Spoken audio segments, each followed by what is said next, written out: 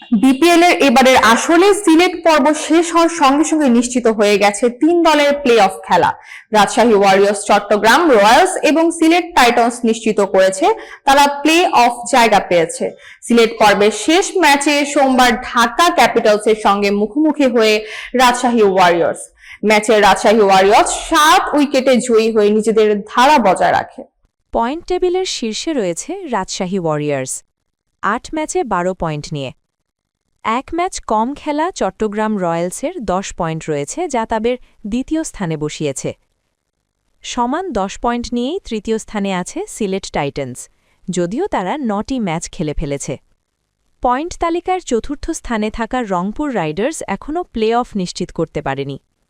8 ম্যাচে তাদের 4 জয় ও 4 পরাজয়। এছাড়া ঢাকা ক্যাপিটালস ও নোয়াখালী এক্সপ্রেসেরও 8টি ম্যাচ খেলে 2টি জয় রয়েছে।